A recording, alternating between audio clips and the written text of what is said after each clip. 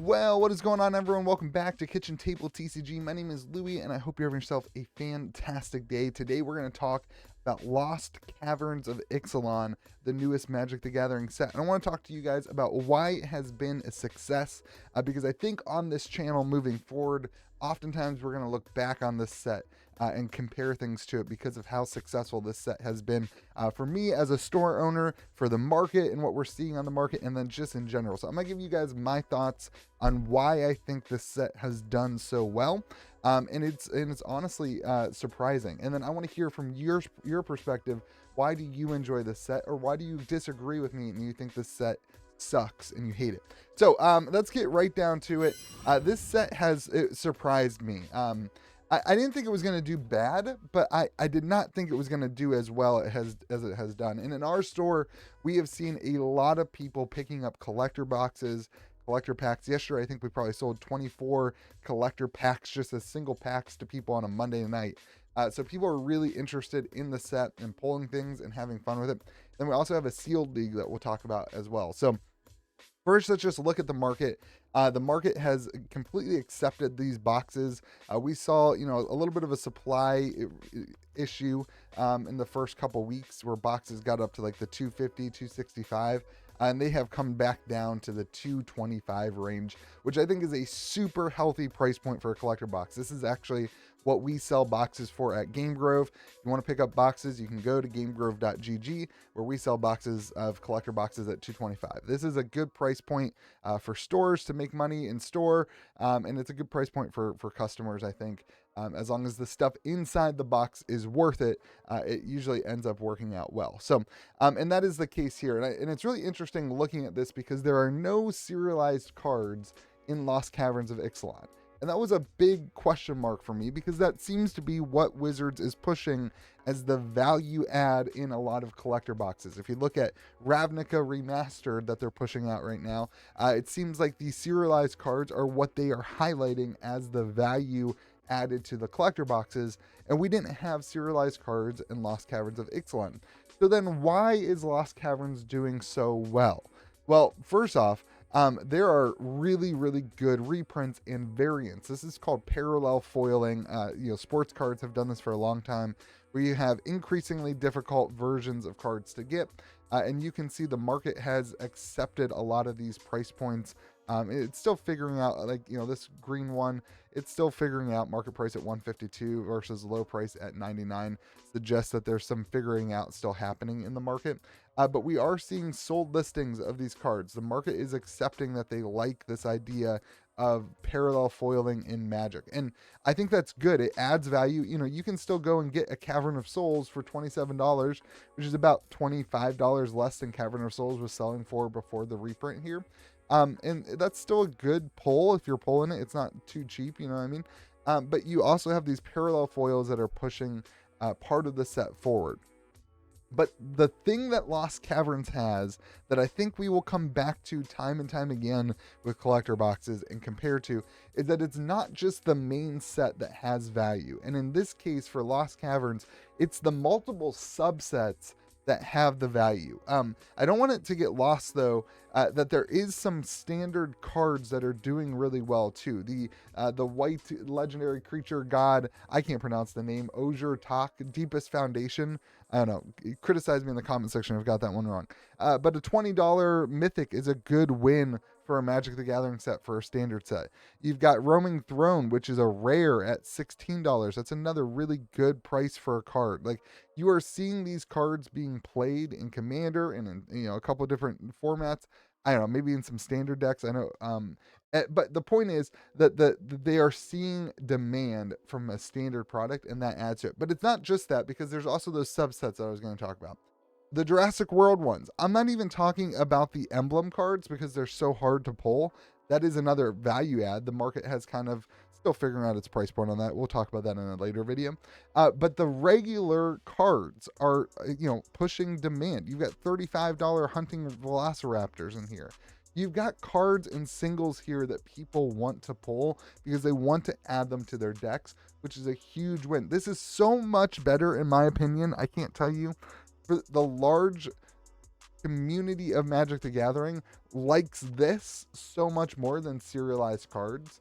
This works so much better than just throwing a serialized stamp on a card and making it rare. The actual organic demand of the cards that new cards that people want to play, holds a better premium to Magic the Gathering players than old cards with serials on them. That cannot be stated enough, that when they create good, fun, creative ways to engage with the game in new cards, it does infinitely better than just throwing a serialized version of an old card. And you have this again in the special guests. Mana Crypt is kind of like that serialized version of the old card, right?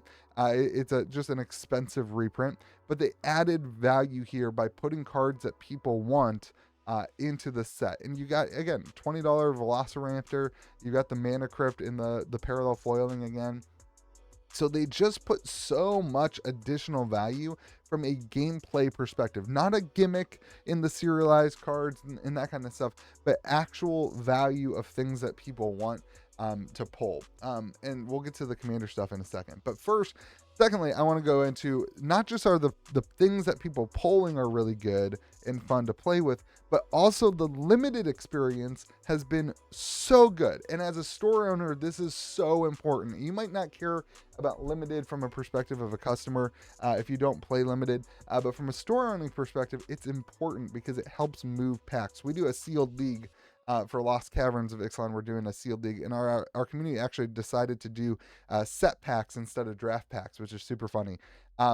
But it's a sealed league. You get like 4 or 5 packs to start. You build your sealed deck, and then every 3 losses, you can buy an additional pack to add to your limited pool. And every week, you can buy a pack to add to your limited pool. You can only play each person once per week in the event. And the people have been loving this sealed. We haven't seen a limited format this accepted at my store in a long time. People are really, really enjoying the league. They're coming back to play and to engage with the set. And the more that this is why limited is so important. The more that people come back and engage with the set time and time again, the more they want to draft it, the more that they want to play sealed or a league type of experience, the more nostalgia they create for this world of Ixalan, or for this world of the set of Lost Caverns, which is really good for the long-term value of the boxes. Really good for the long-term value of the playing. Even from a Wizards perspective, it's good for the long-term idea that we can return to Ixalan and there's a nostalgia baked in that people will want to go to. So this set, by all means, has been just such a success. We're drafting this again on Friday. It'll be really interesting. The third time we've really engaged with this from a limited perspective, if people come back and are really excited for it again. But from here on out, it's been so good for the limited perspective. Then the last thing I want to talk about, again, why has this set done so well, in my opinion, as a store owner, is the commander stuff. And we've talked about, there's been good pulls within the collector boxes and within the set boxes, but the commander decks have been a huge win as well. And also, I think these are the box toppers. I think this is where they're putting this on TCG Player. A lot of these box toppers are doing really good, which don't even get me started on box toppers from a store owning perspective. Every time we open a booster box to sell singles, we get a free shot at like a $20 to $30, potentially $20 to $30 card. That's huge for a store. Like just that little bump, it's like a rebate on your booster box. Like when they do box toppers correctly, it adds a lot of value to stores. But I wanted to highlight here that the commander decks have just been across the board really good. Obviously, I don't love it when one of the decks is so much more expensive and so much better than the other 3. But the reprints, like the Blood Rights deck, I think had the highest reprint value, if I'm not mistaken. There's some really good cards reprinted in that. But the real win is that every theme of all these decks has been really, really good. Now, the Pirate one is our least selling deck. We have a ton of the Pirate decks in stock. I probably need to lower the price on the Pirate deck in store. But across the board, there's been interest in every one of these decks. And that's so important because, again, it brings people, if you're interested in buying, this is a wild phenomenon. If you buy the commander deck, typically what you end up doing is buying packs to try to get cards that upgrade your commander deck. And a lot of people buy singles or whatever, but if you're hanging out in the store and you're like, oh man, I want to upgrade my deck, a lot of people come back to the product again to pick up packs because they like the commander deck. So across the board, this has been just such a good product. And I really think like this $15 Exquisite Blood is inside these $43 Blood Rights decks. I really think that a lot of people are going to come back to this set and look at it. I think on this channel, because of the success of this product from a store owning perspective, I think we will revisit this set and say, what did they do right? And how can Magic continue to do that in the future? And when I look at a new set, I'm going to look at the spoilers and whatever. I'm going to compare it to say, man, is this set up in the same way as Lost Caverns of Ixalan is set up, or are they trying to sell it in a different way? Because if it's set up like Lost Caverns is set up with high value, not even value, but high effectiveness, high utility cards that people actually want to play with, that are also fun in a limited environment where people come back and re-engage with the product, with commander decks that are fun to play in a pod, and if they can do that and not just throw gimmicks out, that is what sells sets. That is what is doing really well, at least for me and my perspective. So I would love to hear from your perspective in the comment section below.